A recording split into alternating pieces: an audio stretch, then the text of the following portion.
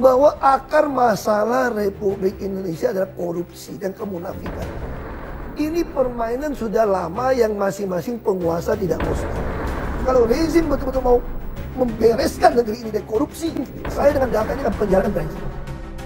Ketika Ahok berbicara, biasanya ada sesuatu yang meledak. Kali ini, dia bicara soal mafia migas, permainan direksi Pertamina, dan kenapa sistemnya tetap bocor. Jadi, kita breakdown wawancara panas Basuki Cahayapurnama alias Ahok. Semua catatannya akan saya pegang. Satu hari ganti rezim, penjarain kalian semua.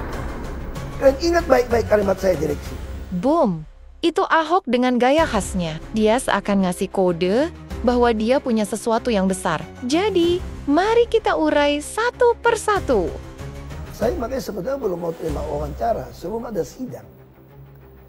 Karena saya tidak tahu, saya tidak membaca laporan BAP, penyidikan, saya nggak baca.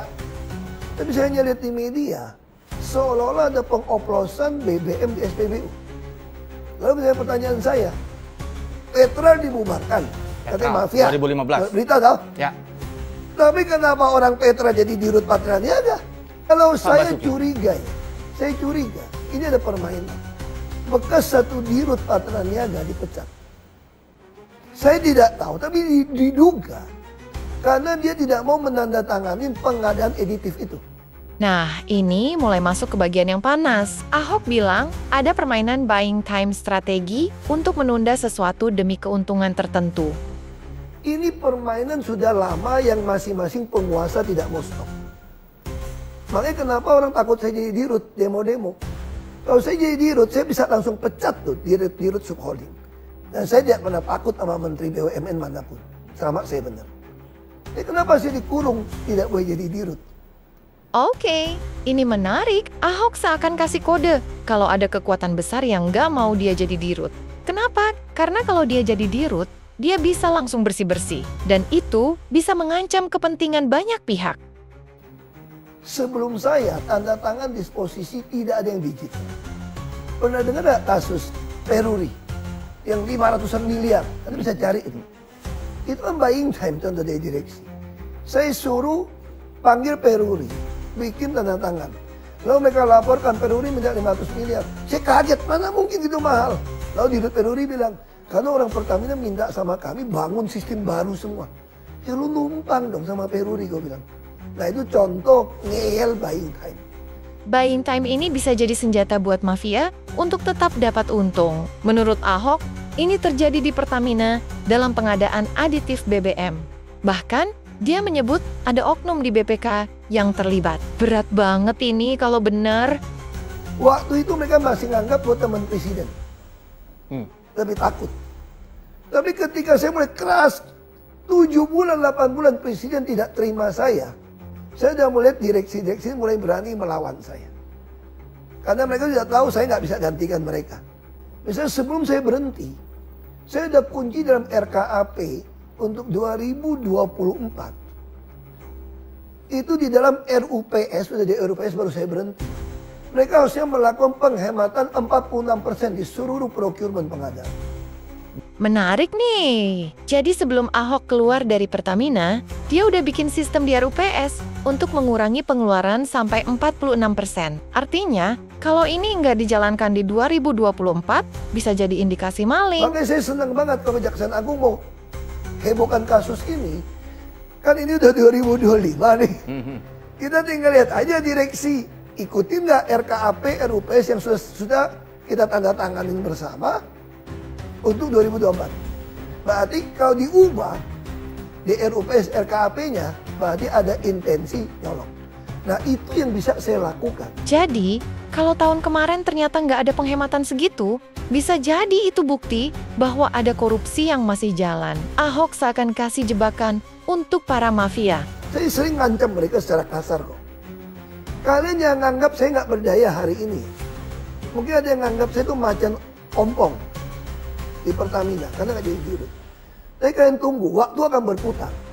Semua catatannya akan saya pegang. Satu hari ganti rezim, penjarain kalian semua. Sebuah pernyataan yang bikin merinding. Ahok seakan bilang bahwa dia masih punya catatan-catatan penting. Dan kalau pemerintah serius mau bersih-bersih, semua yang terlibat bisa masuk bui. Dan ingat baik-baik kalimat saya direksi. Saya boleh keluar dari sini, tapi catatan yang saya punya, kalau rezim betul-betul mau membereskan negeri ini dari korupsi di migas dan Pertamina, saya berani jamin saya dengan data ini akan penjarakan kalian semua. Makanya saya harap ini kasus bukan cuma si Rifa Siahaan Patraniaga kok. Mana mungkin. Saya kira oknum BPK bisa terlibat. Ikutin yang saran saya deh. Ika-talok itu LKPP orang kita, bos, pemerintah. Harga ICP ditentukan oleh Menteri SDM. Subholding kilangnya Pertamina.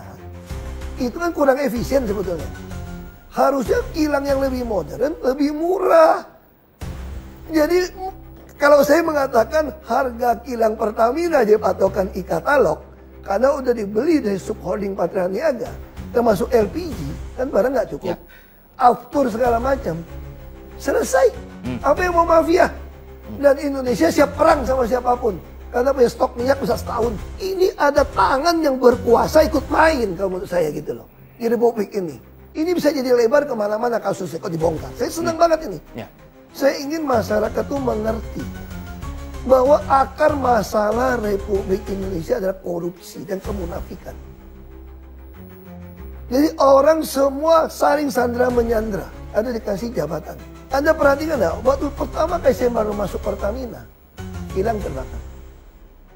Kamu kira kilang yang dibakar? Nggak berani oknum bakar kilang karena rezeki dia di situ. Tahu yang dibakar apa? Tangki paling luar. Kemana beritanya? Ada oknum politisi yang nyolong minyak kapal terlibat di Tuban. Masih ingat nggak itu? Kenapa ada mau diam hari ini? Saya mau tanya. Mana aparat pekerjaannya? Yang dibakar apa? Tangki paling luar. Anak buah minyak colong minyak waktu mau diaudit dibakar tangkinya. Sampai ke polisian, kita lihat itu disambar petir katanya. Nah, kenapa bisa? Kita cek. Menurut saya dia sengaja bikin overflow uapnya. Saya dengar isunya, kita butuh 800.000 lah, kira-kira BBM dan minyak mentah impor. Isunya itu bisa bagi-bagi sampai $2-4 per barrel. Per barrel. Nah kalau yang paling berkuasa dapat $2 per barrel, itu 1,6 juta. Makanya saya bilang, pemerintah saat ini, kalau tidak mau memperlakukan Ika-talok di LKPP pengadaan bahan migas, saya berani jamin cuma mau ganti pemain. Karena yang mau makan itu uang. Saya mesti ngomong jujur ya, banyak sekali pembangunan kilang itu salah. Termasuk kilang Balikpapan, kalau diperiksa banyak masuk penjara. Itu sampai ngaco. Makanya saya bilang, banyak dosa-dosa lama yang mesti dibereskan. Dan saya di dalam. Apa kerja saya? Saya jaga ketat pengeluaran uang. Saya melakukan cost optimalisasi. Potong biaya yang nggak perlu.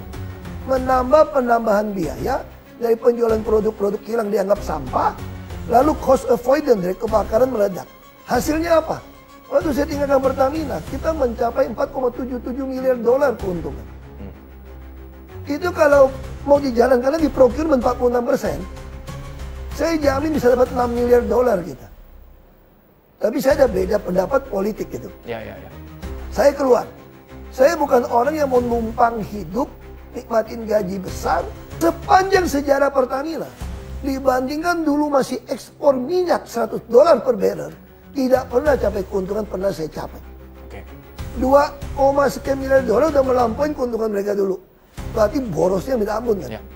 Nah sekarang saya tanya, orang menuntut saya, apa yang lo lakukan? Saya udah lakukan terbaik untuk Pertamina. Kalau kamu jadi pengusaha, ngapain lo tarik cash sampai ratusan puluhan miliar? Masih buat bagi-bagi dong. Kenapa nggak transfer uang itu banyak? Lalu saya cek rekening lurah, camat yang urusan sama itu. Masa tiba-tiba punya puluhan miliar? Dengan konsultan membuat digitalisasi seluruh procurement. Termasuk kerjasama LKPP, direksi ngeleplan. Itu saya yang bikin. Sehingga saya bisa kontrol minyak yang keluar dari perut bumi. Berapa barrel per hari. Harus input data. Sampai angkutan kapal berapa lambat. Begitu dia lambat, gua tahu dia kencing. Telepon si kaptennya. Kalau kapal melambat, dia 5 knot atau 1,5 knot, ini pasti pindah barang. Kena kasus itu soal maaf nggak maaf karena bukan ranah saya. Oke. Dan ini yang paling menarik. Ahok curiga ada mafia migas di dalam. Tapi waktu dicek, namanya nggak ada dalam arsip. Bahkan soal kartu kredit yang digunakan direksi, Ahok minta data. Tapi tidak dikasih. Kita bikin surat, saya kasih tahu lah. Benar nggak dengan isu kartu kredit? Ya tahu dong, Bapak yang minta. Saya minta tidak dikasih. Saya tahu dari mana. Diam-diam rahasia nih.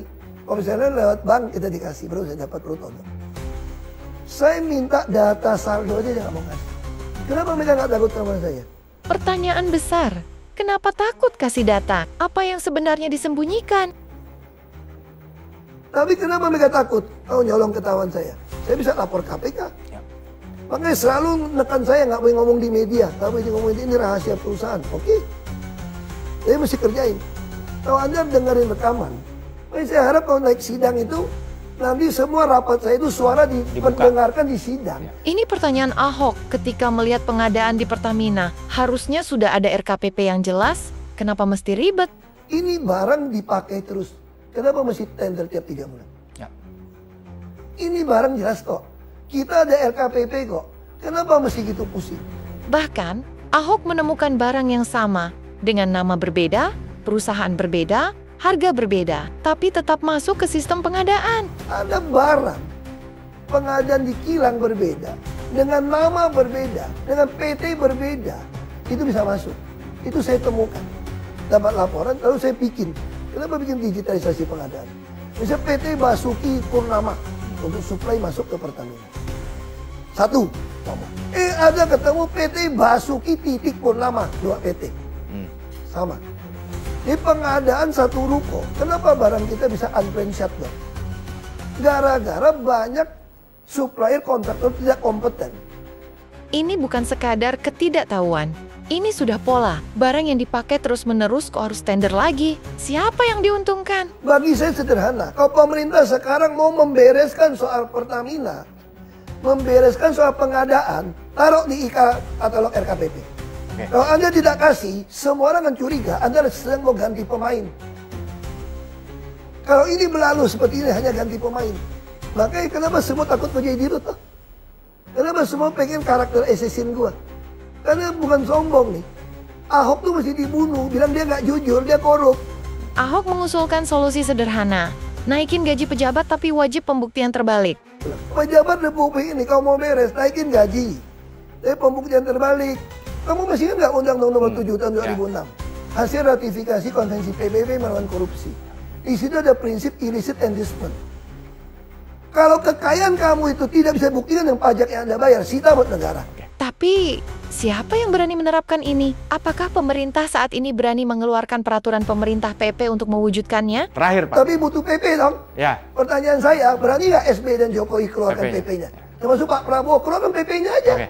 Supaya membandingkan beres negeri ini kok. Nah, kalau kalian pikir Ahok cuma duduk-duduk sebagai komisaris, kalian salah. Dia bilang semua rapat itu ada rekaman dan notulen resmi. Kalau jaksa yang sampai manggil saya saya bisa memberikan semua notulen dan rekaman selama saya jadi komut.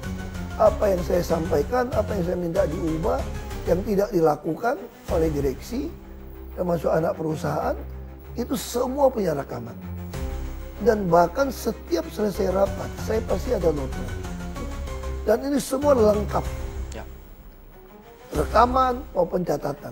Pertanyaannya, kalau semua tercatat, kok bisa masih ada dugaan permainan dalam pengadaan BBM? Apakah ini bukti bahwa pengawasan tidak selalu efektif kalau ada sistem yang bocor? Makanya saya tidak pernah menyesali. Saya sampai bilang itu the art of dying well. Saya mau meninggal dengan tidak ada penyesalan sebagai tugas saya sebagai politisi. Jadi, apakah akan ada kejutan lain dari kasus ini? Apa menurut kalian Ahok memang tahu banyak hal yang belum terungkap? Kasih pendapat kalian di komentar. Dan saya tidak mengingkari sumpah jabatan saya. Saya tidak menghina Tuhan saya di dalam melakukan tugas panggilan saya sebagai politisi. Berarti. Makanya saya tidak akan pernah menyesal. Kalau menyesal apa? Teman saya tidak pernah kasih saya jadi dirut.